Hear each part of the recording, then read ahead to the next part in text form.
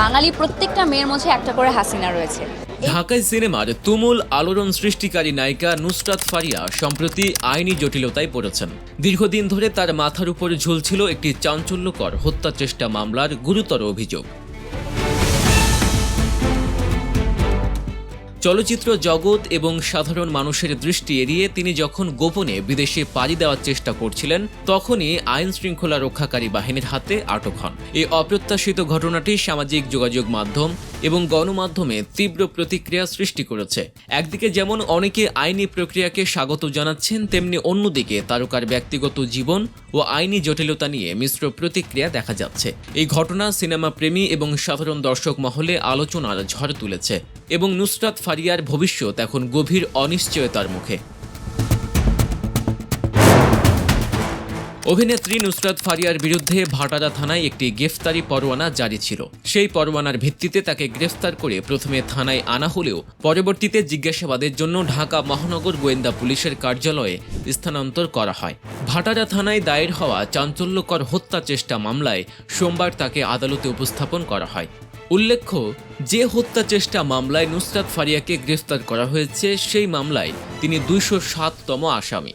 এই মামলায় ক্ষমতাচ্যুত প্রধানমন্ত্রী শেখ হাসিনা এবং ১৭ জন শিল্পীসহ মোট ২৮৩ জনকে অভিযুক্ত করা হয়েছে। মামলার অভিযোগ অনুযায়ী এই ২৮৩ জন ব্যক্তি সম্মিলিতভাবে অথবা পরস্পর যোগ সাজসে একজন ব্যক্তিকে হত্যার চেষ্টা করেছিলেন। তবে আদালতে নুসরাত ফারিয়ার আইনজীবী মোর্শেদ হোসেন শাহিন দাবি করেছেন যে ঘটনার দিন নুসরাত ফারিয়া আদৌ দেশেই ছিলেন না। শুনানির সময় তিনি আদালতকে জানান, ঘটনার সময় নুসরাত ফারিয়া কানাডায় অবস্থান করছিলেন। অন্যদিকে রাষ্ট্রপক্ষের আইনজীবী নুসরাত ফারিয়াকে কারাগারে আটক রাখার জন্য আবেদন জানান। উভয় পক্ষের আইনজীবীর বক্তব্য শোনার পর আদালত নুসরাত ফারিয়াকে কারাগারে পাঠানোর নির্দেশ দেন। এর ফলে পরবর্তী জামিন শুনানি না হওয়া পর্যন্ত এই অভিনেত্রীকে কারাবন্দী জীবনযাপন করতে হবে। অভিযোগপত্রে অভিনেত্রী নুসরাত ফারিয়াকে ক্ষমতাসীন দলের আর্থিক যোগানদাতা হিসেবে চিহ্নিত করা হয়েছে। যদিও ঠিক কিভাবে বা কোন পদ্ধতিতে তিনি এই অর্থ সরবরাহ করতেন তা অভিযোগপত্রে স্পষ্ট করা হয়নি। এমনকি সোমবারের শুনানিতে সরকারি আইনজীবী ওমর ফারুকিও কোনো নির্দিষ্ট তথ্য উপস্থাপন করেননি। শুনানিতে তিনি কেবল নুসরাত ফারিয়াকে স্বৈরাচারী গোষ্ঠীর সমর্থক হিসেবে উল্লেখ করেন। পর্যবেক্ষকদের মতে স্বৈরাচারী গোষ্ঠীর সমর্থক বা একনায়কতন্ত্রের অনুসারী এই ধরনের মন্তব্য মূলত রাজনৈতিক বাগাড়ম্বর। আইনি দৃষ্টিকোণ থেকে এগুলোর তেমন কোনো তাৎপর্য নেই এবং আদালতেরও এগুলো আমলে নেয়ার কথা নয়। একটি ফৌজদারি অপরাধ প্রমাণ করার জন্য প্রয়োজন সুনির্দিষ্ট তথ্য ও প্রমাণ, কিন্তু নুসরাত ফারিয়ার বিরুদ্ধে দৃশ্যমান কোনো ফৌজদারি অপরাধের তথ্য আদালতে উপস্থাপন করা হয়নি।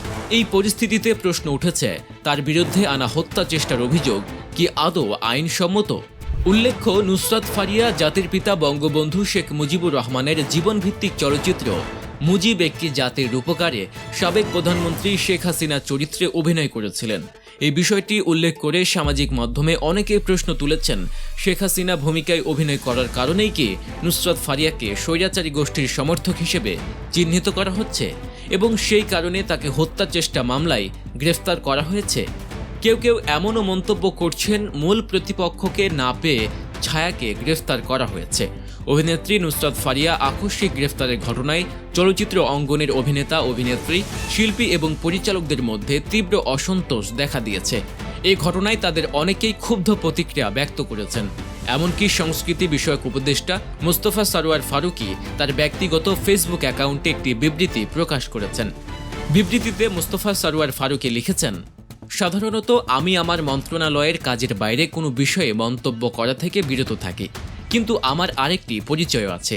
আমি এই চলচ্চিত্র শিল্পীরই একজন মানুষ ছিলাম এবং খুব শীঘ্রই এই জগতে ফিরে যাব।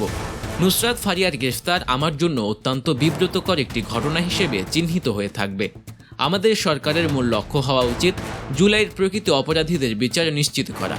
ঢালাওভাবে মামলা দায়েরের ক্ষেত্রে আমাদের স্পষ্ট নীতি হল, প্রাথমিক তদন্তে যদি কারো সংশ্লিষ্টতা প্রমাণিত না হয় তবে তাকে গ্রেফতার করা হবে না, এবং সরকার সেই নীতির অনুসরণ করে আসছিল।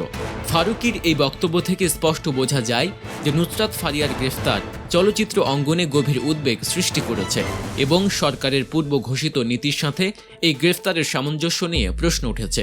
অন্যদিকে অনলাইন জগতে বেশ সক্রিয় পিনাকি ভট্টাচার্য নুসরাত ফারিয়ার গ্রেফতারের বিষয়ে ভিন্ন এবং কঠোর অবস্থান নিয়েছেন। সোমবার সন্ধ্যায় তিনি তার ফেসবুক অ্যাকাউন্টে একটি পোস্টের মাধ্যমে এই বিষয়ে নিজস্ব মতামত প্রকাশ করেছেন। সেই পোস্টে তিনি সরাসরি নুসরাত ফারিয়ার সমালোচনা করে লিখেছেন, নুসরাত ফারিয়ার হাসিনা হয়ে উঠতে চাওয়াটাও অপরাধ। তিনি পোস্টে আরও লিখেন, পলকের গার্লফ্রেন্ড হিসেবে তার বিশেষ সুখ্যাতি আছে। একজন ফ্যাসিস্ট অ্যানেবেলার, আওয়ামী পাওয়ার সার্কেলের একজন গুরুত্বপূর্ণ মক্ষী রানীকে গ্রেফতার করাটা প্রফেসর ইউনূসের সরকারের জন্য জরুরি কাজ। তার কাছ থেকে ফ্যাসিস্ট জামানার অনেক কিছু জানার আছে। আর একজন হাসিনা হয়ে উঠতে চাওয়াটা অপরাধ তো বটেই, তার মানসিক চিকিৎসা করাও জরুরি। পিনাকি ভট্টাচার্য তার ফেসবুক পোস্টে নুসরাত ফারিয়ার বিরুদ্ধে আরও বেশ কিছু অভিযোগ তুলে ধরেন। তিনি সরাসরি উল্লেখ করেন যে নুসরাত ফারিয়া ফ্যাসিস্ট হাসিনার পক্ষ নিয়েছিলেন। তার মতে এই অভিনেত্রী একজন ফ্যাসিস্টের সমর্থক। পিনাকি আরও অভিযোগ করেন যে অন্যান্য অনেকের মতো নুসরাত ফারিয়াও নাটক ও সিনেমার মাধ্যমে ফ্যাসিবাদী শক্তির পক্ষ নিয়েছেন। ছাত্র আন্দোলনের প্রসঙ্গ টেনে তিনি বলেন যে নুসরাত ফারিয়া সেই সময় ছাত্রদের বিরোধিতা করেছিলেন এবং অন্যদের মতো মদদ জুগিয়েছিলেন। যদিও তিনি কোন নির্দিষ্ট ছাত্র আন্দোলনের কথা বলছেন বা নুসরাত ফারিয়ার ঠিক কী ধরনের সম্পৃক্ততার অভিযোগ বলছেন তা স্পষ্ট করেননি। পিনাকি ভট্টাচার্যের এই বিস্তারিত বক্তব্য নুসরাত ফারিয়ার রাজনৈতিক অবস্থান এবং বিভিন্ন সময় তার কথিত ভূমিকার সমালোচনা করা হয়েছে। তিনি সরাসরি তাকে ফ্যাসিবাদী শক্তির সমর্থক হিসেবে অভিযুক্ত করছেন এবং তার কর্মের সমালোচনা করেছেন। অভিনেত্রী নুসরাত ফারিয়ার ব্যক্তিগত জীবন বিভিন্ন সময়ে আলোচনার কেন্দ্রবিন্দুতে থেকেছে এবং কিছু ক্ষেত্রে সমালোচিত হয়েছেন। তিনি 2015 সালে ঢালিউডে অভিনয়ের মাধ্যমে ক্যারিয়ার শুরু করেন। এরপর থেকে তিনি বাংলাদেশের পাশাপাশি ভারতের বেশ কয়েকটি চলচ্চিত্রেও কাজ করেছেন এবং দর্শক মহলে পরিচিতি লাভ করেছেন। তবে চলচ্চিত্র জগতে তার পথ চলা সবসময় মসৃণ ছিল না। তার বিরুদ্ধে চলচ্চিত্রে খোলামেলা পোশাক পরিধান করে অশ্লীলতা ছড়ানোর অভিযোগ রয়েছে। এই বিষয়টি বিভিন্ন সময়ে দর্শক ও সমালোচকদের মধ্যে বিতর্ক সৃষ্টি করেছে এবং সামাজিক মাধ্যমেও অনেকে এ নিয়ে নেতিবাচক মন্তব্য করেছেন। চলচ্চিত্রের পাশাপাশি নুসরাত ফারিয়া মডেলিং এবং টেলিভিশন সঞ্চালনার ক্ষেত্রেও সক্রিয়। বিভিন্ন ফ্যাশন হাউসের হয়ে তিনি মডেল হিসেবে কাজ করেছেন। এই দুটি মাধ্যমেও তার উপস্থিতি লক্ষ্য করা যায় এবং সেখানেও তিনি দর্শকদের মাঝে পরিচিত।